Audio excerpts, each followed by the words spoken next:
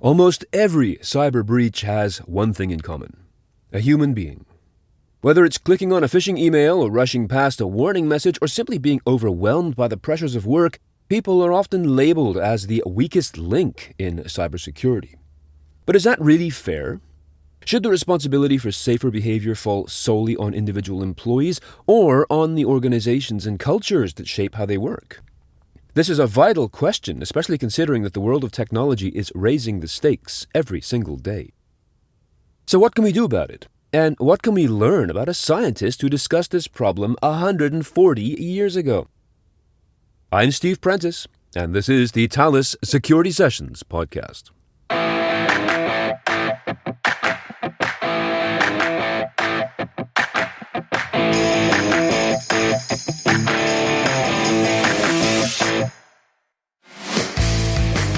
To help us understand this seemingly never-ending conundrum, I am joined today by Bruce Hallas, founder of the organization Rethinking the Human Factor, author and expert in human behavior. It is such a pleasure to have you here, Bruce. Welcome to the Hallas Security Sessions podcast. Steve, thank you very much for having me on the show. An absolute pleasure, and I'm glad we've been able to cram in between the various bits and pieces within the calendar. To start off, can you tell us a little bit about your company? What it does exactly and why it exists? Rethinking the Human Factor was actually the title I gave to a research program I kicked off in 2012. And prior to 2012 and the research program, my background was GRC, so governance, risk and compliance. But, even before that, I actually trained in law, finance and marketing. And my early career success, if you wanted to call it success, was that I became the go-to person for communicating what the IT function was talking about. The IT director and the IT management team were talking about security in the IT security context, but they really needed to get the exec board on board. And what I was able to, because of my education, was I could communicate to the lawyer, I could communicate to the marketing, I could communicate to finance. I became a translator, really. And that was all about communicating to people in the language they understood and using things that they felt were important. I was that go-to middle piece. Middleware would be the tech term, wouldn't it? Yeah. So I was a middleware. So I did GRC for a number of years, and I really enjoyed GRC. But one of the frustrations I guess I had was that I would, in effect, write down what were the acceptable behaviors within an organization. I documented them in policies, process, and procedures. Some of it, we got some technology to enforce some of those things. And other things, it was left down to this phrase, education and awareness. And it wasn't always successful. And when I looked at it from a marketing perspective, I started to sort of realize that actually there's some lessons here which were really similar to the world of marketing. When I raise awareness about product, they want to increase the likelihood that you're going to choose their product and that you're going to keep buying their product. And actually culture has a major role to play in terms of, one, communicating, and two, decision making. So I've got some skills here, or at least some training, which I thought might apply. And I kicked off the research, took 2 years out from earning a living, kicked off the research program. And off the back of that research program, which still continues today, we have an ongoing commitment to doing research. We sort of got ourselves a really, really interesting and insightful encyclopedia, which is an old phrase, I know, but it's like this huge amount of information and insight. And the first thing we did was the podcast. The second thing we did was a really small book. And then the third thing we did was start doing training and coaching CISOs and education awareness managers and what we'd learned and sharing those insights. So when it comes to security then, whether it's cybersecurity or corporate security or information security, what is it that we really need to rethink? Is it a meta thing, like a process, or is there some type of missing link in security that you can help people specifically with? It's a great question. I think one of the things for me that came out of the research was the challenge isn't just in terms of how your CISO looks at education or how the organization does it. There are so many different forces at play which are shaping the challenge for the security professional that's responsible for influencing arguably the hardest part of security, which is, human behavior, and trying to shape this thing that they call culture.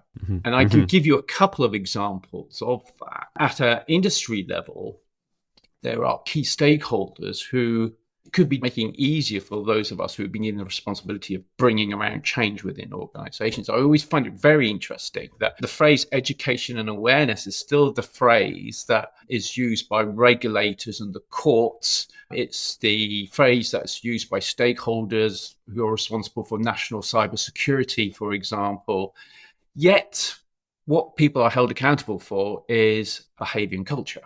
Okay. It would be great if those people responsible for documenting what is reasonable and appropriate within an industry sector or across industry sectors, within how courts interpret corporate behavior. It would be great if we could move it from that education and awareness, which is where it started. Okay, that's fine. But what we recognize in the industry is to reduce risk, you're talking about influencing behavior and culture. Okay. And it seems to me that still today, people talk about this whole tick box mentality and just doing enough to get us over the line. Well, what if we redrew the line? That's a great metaphor. And we said, actually, it's about behavior and culture. That's what we're asking you to influence. By just changing those two words in any document, regulatory requirement, I think it would make the world of difference to those who are responsible for these positive outcomes, which are going to bring benefits to the organizations, but also to society generally. So, I mean, that's the big one for me, is it could really shift things if it was done at that level, organizational level. Then one of the things I guess I would say that would be a real step in the right direction comes down to, if you're looking at behavior and cultural change, then it's about building a team with the right skills to focus on behavior and culture change. So there are a lot of really very, very good people who are operating at an operational level, and they're delivering all manner of initiatives to try and bring around an increase in awareness and to hope that that's going to drive behavior and culture change, which I know is something that you're passionate about. It is. I certainly have hopes that my work has been helpful as well. Do you feel that the organizational psychology track helps cut through some of the inertia? Is it becoming more recognized? So there's a lot of skills sort of building up in that area, and not taking the number of people coming in from more of a behavioral science, psychology background, for example, change backgrounds. I think we need to see more of that. And I think what's going to drive more of that is decisions by CISO to say, well, look, it's education awareness, but we're looking at behavior and culture here. And actually, I need to build teams which are cognizant of what that even means. I mean, one of the things we found in our research when we spoke to people about culture is that even people with culture in their title, in most situations I've come across, don't have a definition of what culture means. It's difficult. You think, well, why did you sign up to a job when there was no clear definition about what it is that you're signing up to? And then you wonder, well, those organizations that created those roles, which said security culture manager, for example, so you're sure you got a definition of what you meant in the first place before you drew the job spec. You'd be surprised how many haven't. So I think there's some really simple basics that we could be getting, like anchors we could be throwing out there to build our teams. And what I will say is that over in the UK, National Cybersecurity Centre just released a new sort of framework. And for the first time that I've ever noticed, actually had a definition for culture. And I saw that and I thought, well, that's absolutely fine. That's a step in the right direction, having a definition for what we're talking about. Douglas Adams would be proud, I must say. You know, the whole idea of having a job that focuses on culture without knowing what culture was about. I'm not sure if you're familiar with the Douglas Adams and the Hitchhiker's Guide to the Galaxy series, but that was his style, to talk about this kind of Kafkaesque mentality. And make light of it as well, I might add. So let's bring this down to specifics. Let's talk about things like deepfakes, or even phishing in terms of culture. Right. What we're looking at here is how we humans, the central and perpetual weak link in the cybersecurity chain, we keep falling for them, for phishing scams, social engineering, deepfakes. We click on this without thinking or because we're under pressure. So can you provide some advice as to how to modify culture and behavior, for example, to protect organizations by somehow changing the way that people react to these kinds of misleading but urgent messages?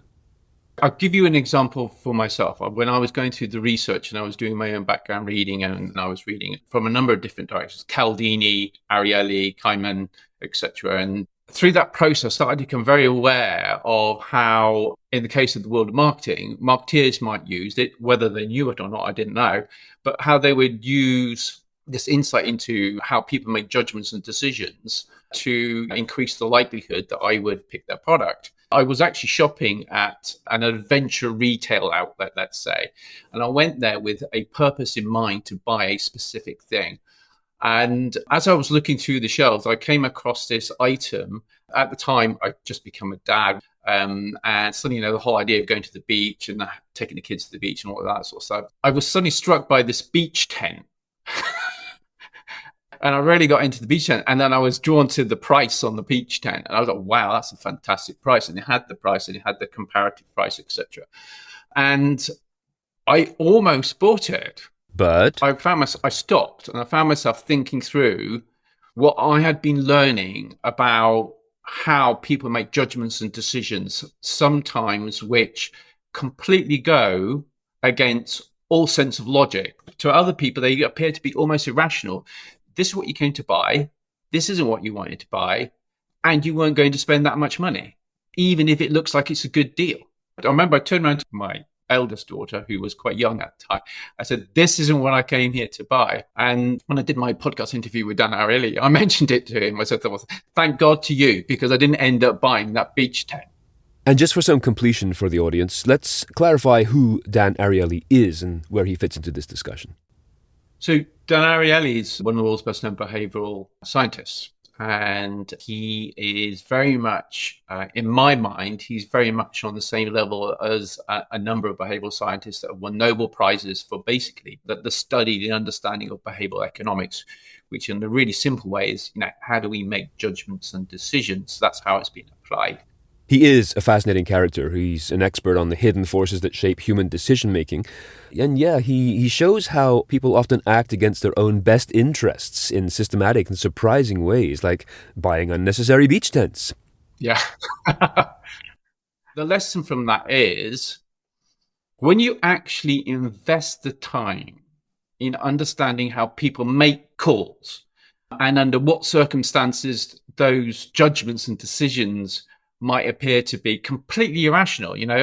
They've done the training, they've passed the training, they're motivated, they know the implications of getting this wrong to the organization, to the individual whose personal data, for example, it is, and what it could even mean to them in their work. Okay. So even with all these things going for them, there are a range of circumstances, and you've mentioned one there, maybe they're under pressure, okay, where you're thinking, oh, okay, right. That's going to increase the likelihood that somebody, instead of using the logical side of their brain, is going to use the other bit, which is full of all these lovely shortcuts, which have been great for human evolution. But, the reality is that cyber criminals know that everybody has these. You can't get away from them. And so they design things with that in mind. That's one lesson. But the big lesson that we've always tried to promote is that you've got cyber criminals using this insight to design their attacks to increase the likelihood of you complying with what they want in terms of behavior to enable that attack to go further. There's an expression that says, when you are a hammer, everything looks like a nail, which people can sometimes look past as merely a turn of phrase. But when you think of it as a mindset, there's always this sharpness, for want of a better term, that for those people who are actively looking for something, especially something bad to do. Such a mindset makes it so much easier for them to notice things, weaknesses, opportunities, as compared to the rest of us. The question I put to people is, well, why don't we use that to better design not just education and awareness programs, but the whole working environment to increase the security behavior that we want as security professionals, as business leaders? And I think that's the big thing about our piece of work was everyone else is using it. You go to Facebook, you go to LinkedIn, you go to Instagram, you go to all the big tech successes that we know of. All those platforms are designed to influence behavior. They want you to register, they want you to go back, they want you to interact, because all those things count against things which make their business a success. So you asked the question, the big question, why? What answer did you get? Why?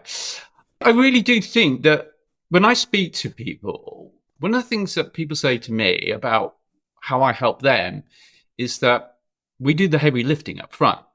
Most people I speak to, their job roles include, or most people are sort of a CISO, head of education and awareness, right-hand person to the CISO responsible for the behavior and culture piece. Most of them have somewhere in their job spec a requirement to perform some research into the subject matter. Everyone I speak to hasn't got the time to do that. Mm-hmm. And when they do get it, what they're looking at are shortcuts to insight. And so they go to the industry. And I do feel at times, this is purely my observation, and there's no data behind it at all, but I do feel sometimes that we suffer from the bubble that we're in. And there are some voices which are much louder than others, partly funded by investment to tell a particular story and narrative, which is helpful to a certain degree, for sure, absolutely for sure.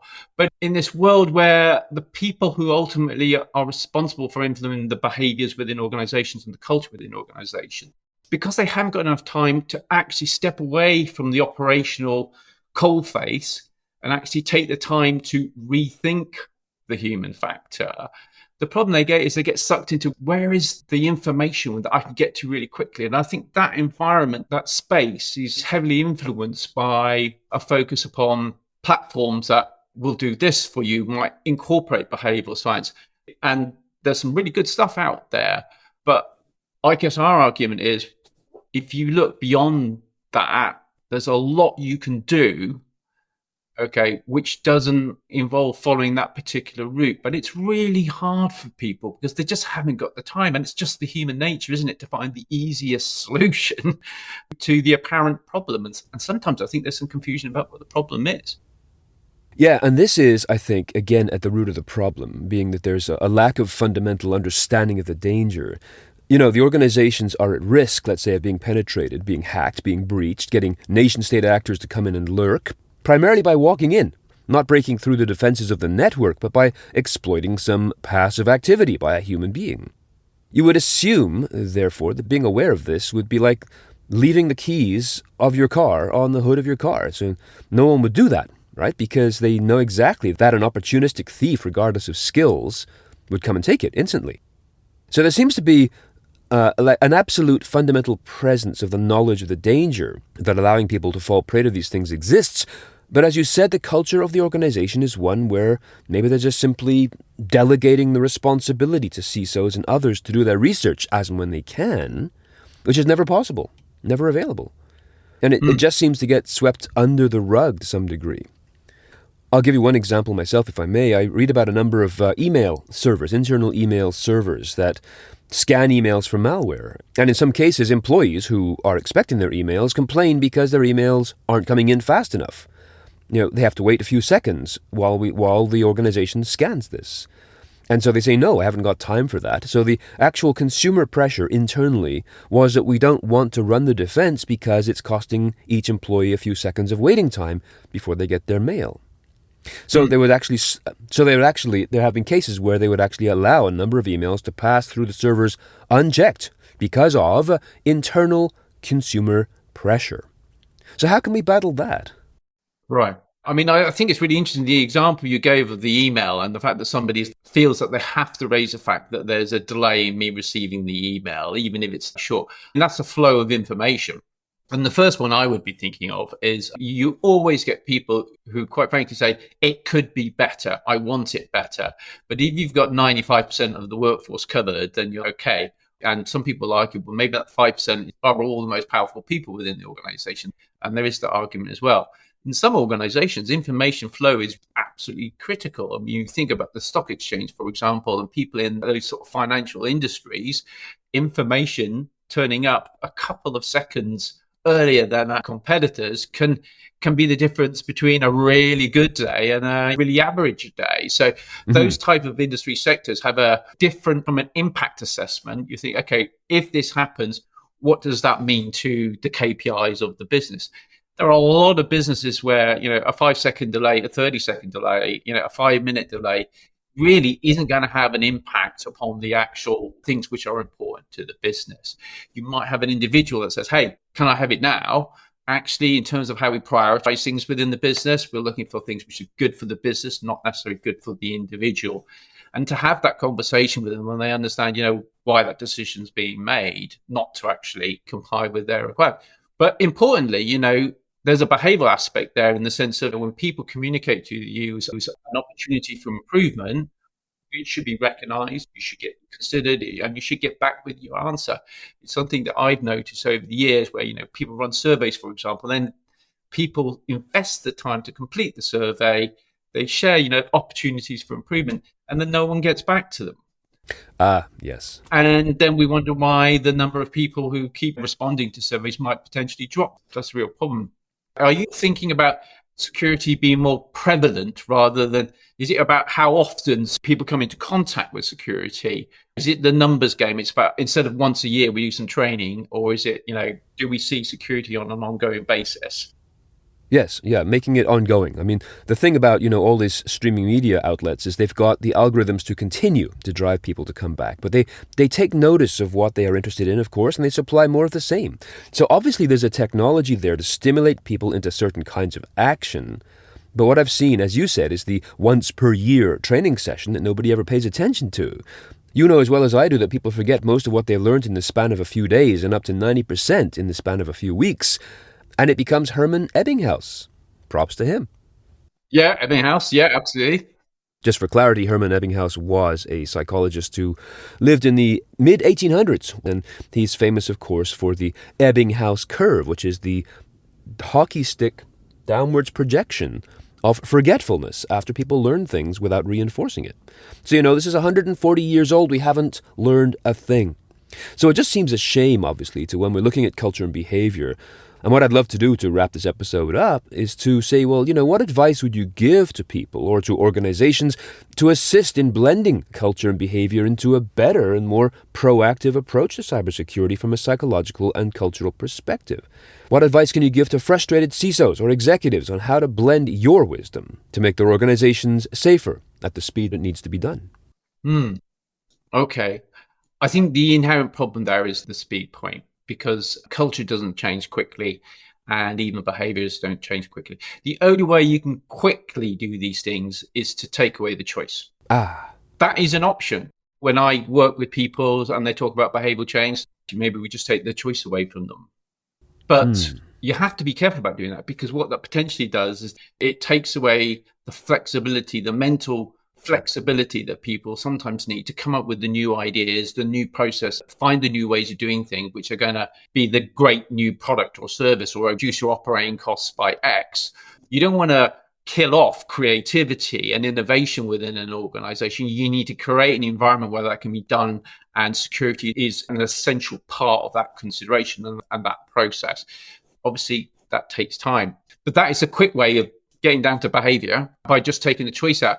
But the other thing I think it sort of erodes is the trust relationship between employees and organizations. And some people say there is no trust before I go, I get paid, I do the job for them, etc. But I think there is always an aspect of trust. There is questions about overreach in terms of looking into monitoring absolutely every keystroke, how often somebody's at a screen, etc., or a keyboard.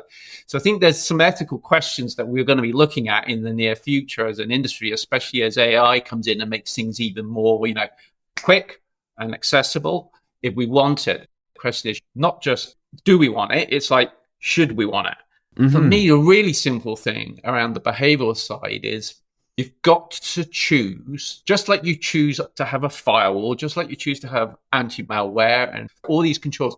From a behavioral perspective, you've got to choose which behavioral framework model is going to be your standard for trying to influence behavior. What I'm seeing a lot of, admittedly through the research, etc., so it might not be the whole picture across the industry. I suspect it's not necessarily. But what I see is that a lot of people talk about behavioral influence and trying to get behavioral outcomes. And then I say to them, well, what behavioral models are you using? And they're not using any. That's not helpful.